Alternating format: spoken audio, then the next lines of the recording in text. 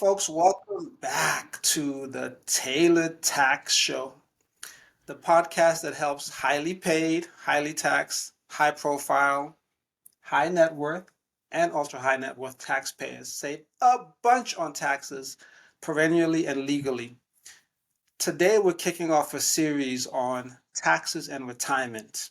I'm Terrence Taylor, and this is my partner in crime, Big Al Darnell Jr. Say what's up, Big Al? What's going on, everybody? All right, we're both enrolled agents and we're co-founders of Taylor Tax. So, Big Al, we've been chopping it up, trying to decide ultimately what we want the next few podcasts to be about. And ultimately, we've decided that we are going to talk about taxes and retirement. That's right. That's right. And we both have very strong opinions about this topic, especially when it comes to the vehicles that most of us are taught to save for retirements in. So I thought we could open it up there by you sharing your perspective. And then I'm happy to jump in and share mine as well. And then we'll talk about the types of things that we're going to cover in this series. So you go first. All right, cool. So,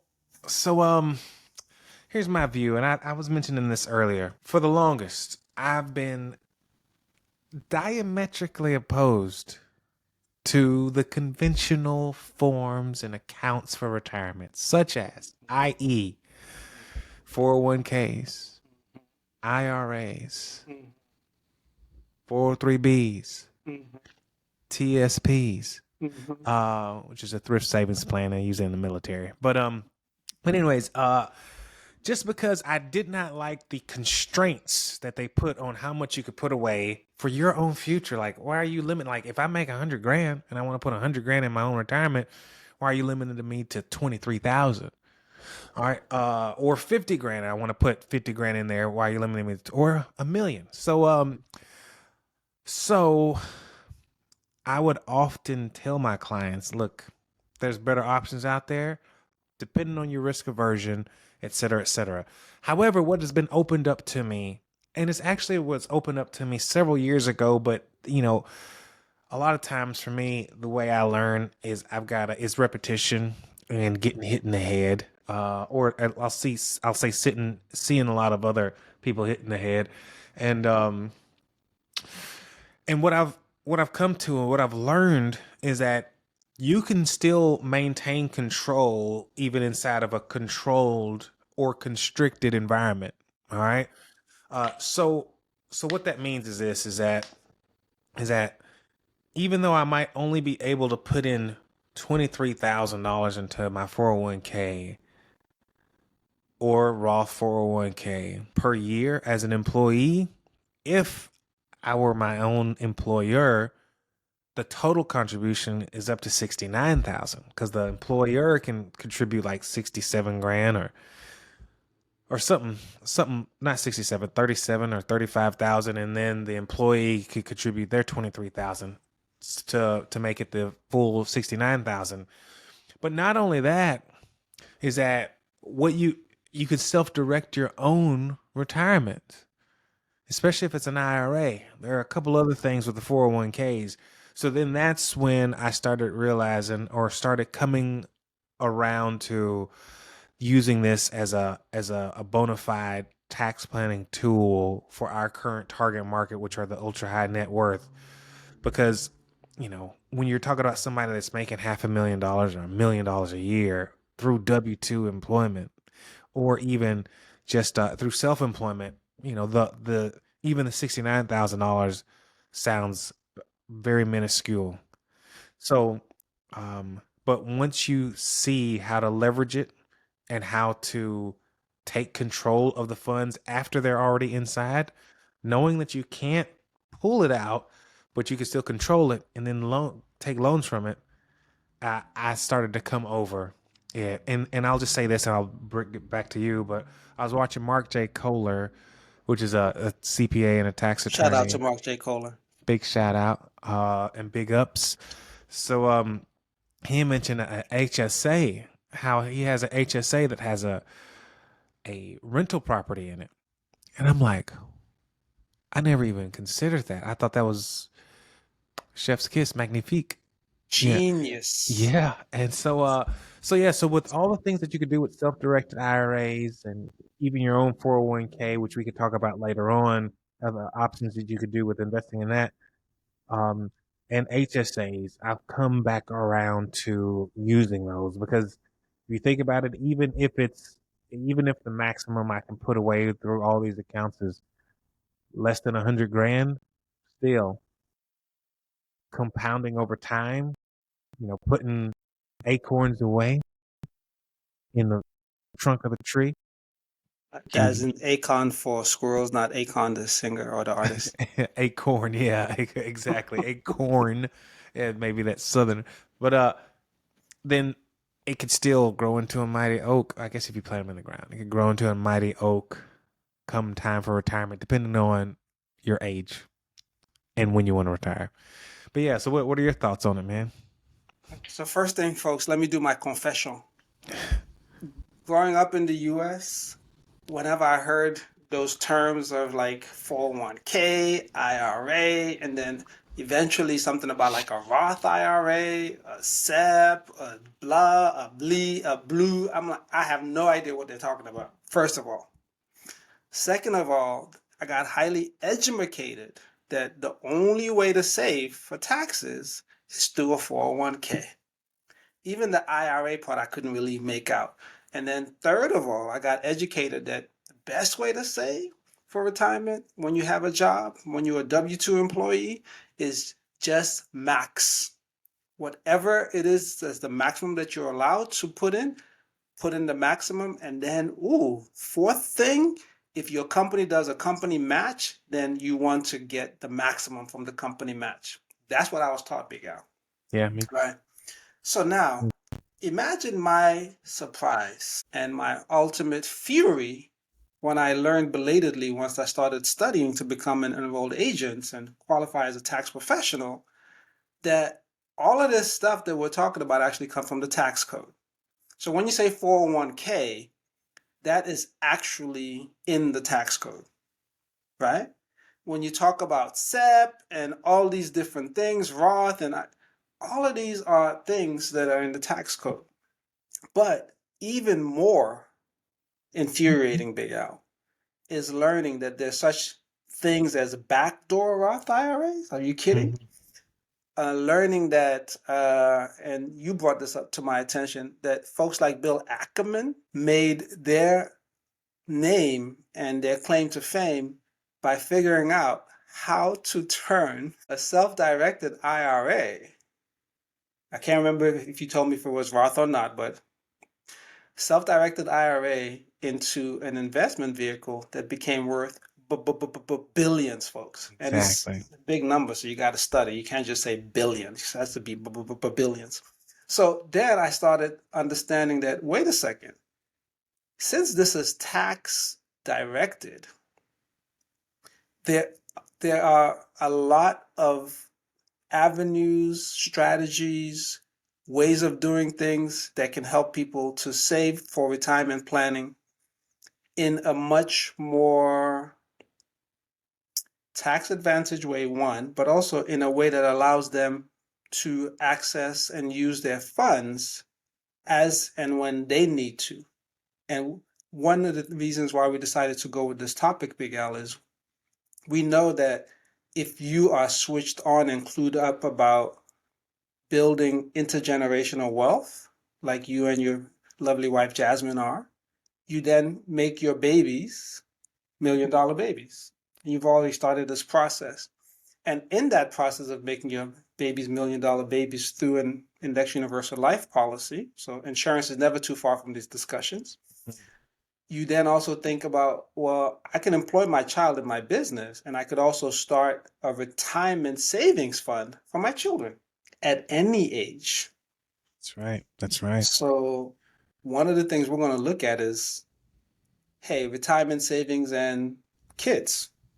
And then you also shared with me that there is a person that you work with that shall remain nameless, but she knows who she is. So shout out to her for building a very successful business. But I believe she's 67, So sometimes when you share with her the types of strategies that we're thinking about, she rightfully says like, well, I'm not sure that would really work for me. And my favorite aunt and uncle, shout out to Auntie Isla and Uncle Bob. And sorry, other uncles and aunties. Yes, I do have favorites. They Uncle Bob just turned 80 recently. Auntie Isla is approaching 80, but they've been dealing with RMDs, required minimum distributions. And this is all in the tax code.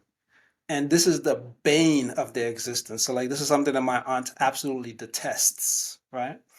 So even as you're looking at folks who might be in their late 60s or folks who are already like in the phase where they've been dealing with retirement with required minimum distributions, there's still things that we can talk about and think about when it comes to taxes and retirement.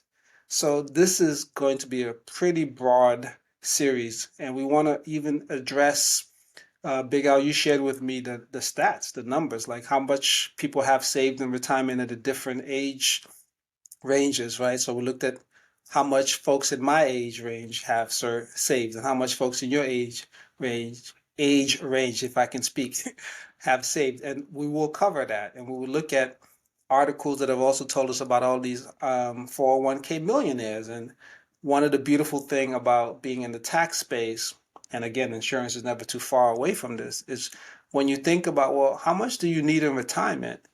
It's going to be shocking to a lot of folks when we cover that, because those folks who are 401k millionaires, the question is, do they have enough for retirement, even though they have million plus in their 401ks?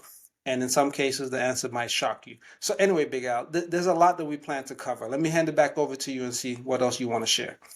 No, I with the series, I want to discuss all the different options of, uh, and this is what we are having a conversation about, whether to delineate our thoughts or distill our thoughts from the nuance of an aged based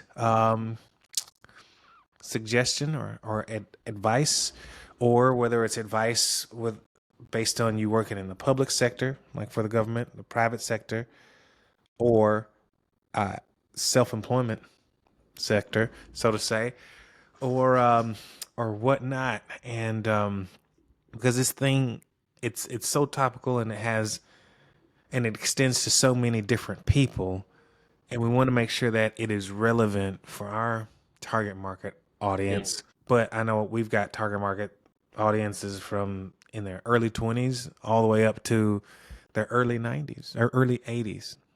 So yeah, there's so many things to talk about. But what we could discuss are things about qualified accounts, Mhm, non-qualified accounts, mhm.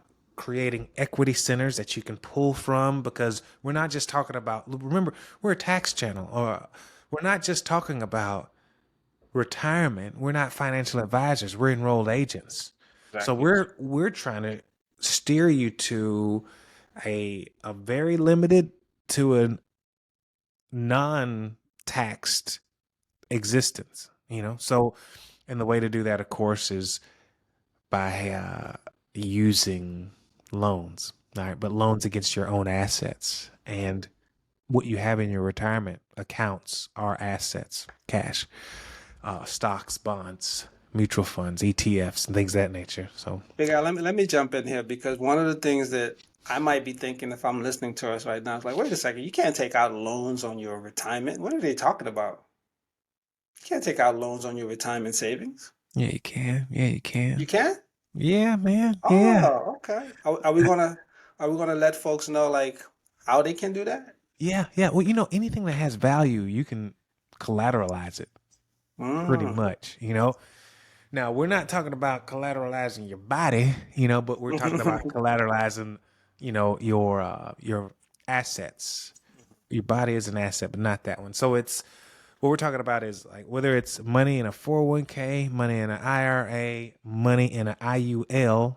Let me just, I'm saying a bunch of acronyms: individual retirement account, a company based retirement account, that's 401k, 403b, or in a indexed universal life insurance policy. All these things have cash value, And if you have cash value, then it could be collateralized by some sort of provider, which would then provide you with a loan.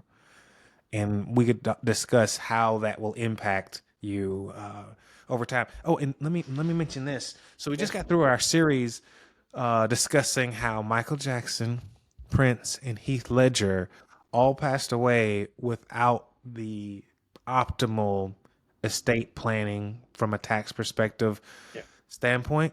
Mhm. And here's the thing: is that nobody knows when they're going to die.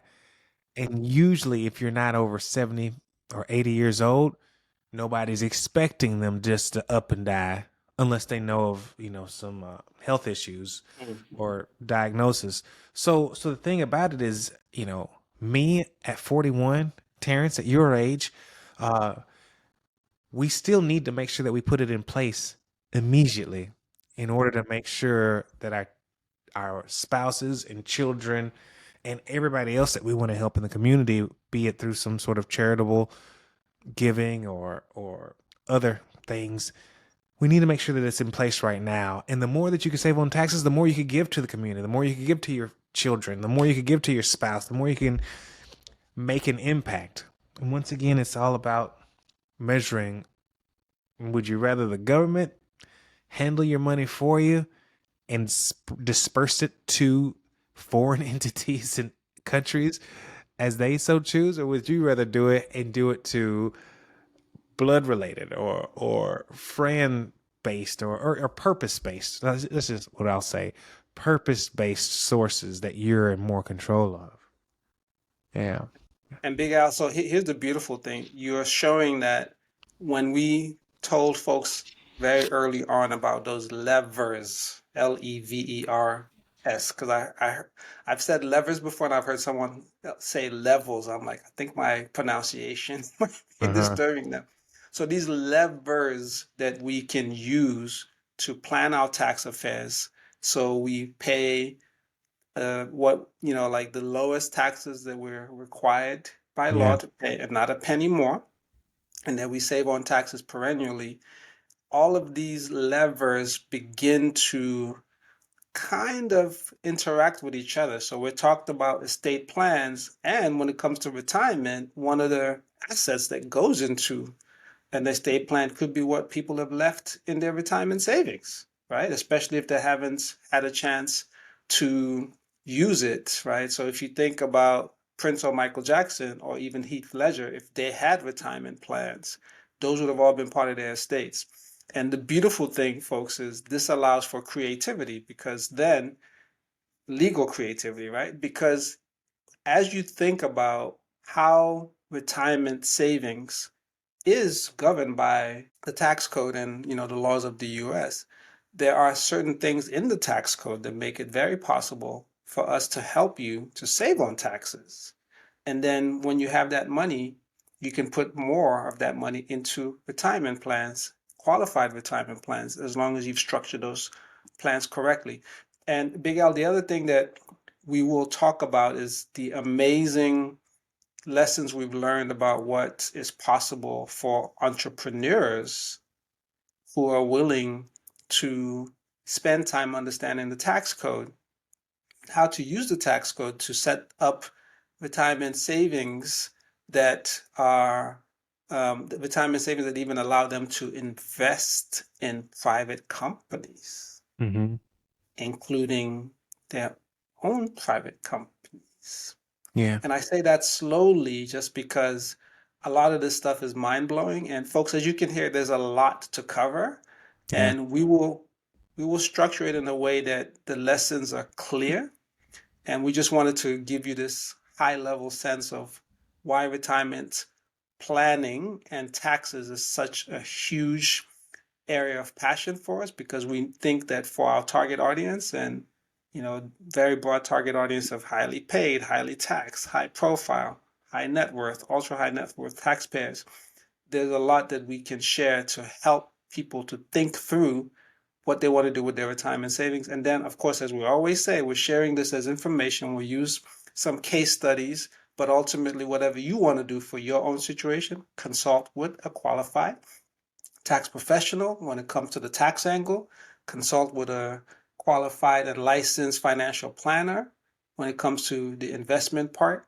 And there are even people who specialize in retirement, retirement plans. So you might want to consult with them as well. All right, Big Al, I've said a lot.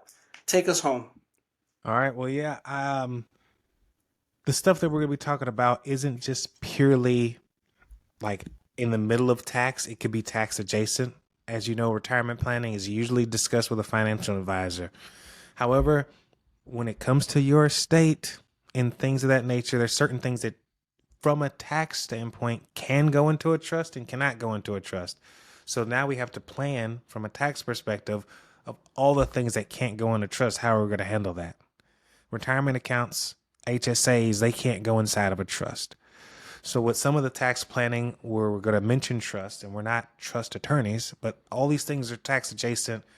It's going to have a big impact, from revocable living trust to irrevocable trust, and planning for taxes beyond the grave, et cetera, and maximizing what you could pass down from gifting and so forth. It's all going to be discussed. And we're looking forward to it. We've had a huge discussion even before we started this podcast, discussing about what we're going to be discussing. Can't wait for you all to see it. But that's pretty much it. Make sure you check out Tax Strategies GPT on the OpenAI platform. Just log into ChatGPT and find it. So, and that's it for me, my friend. Right. Thanks, folks. See you soon.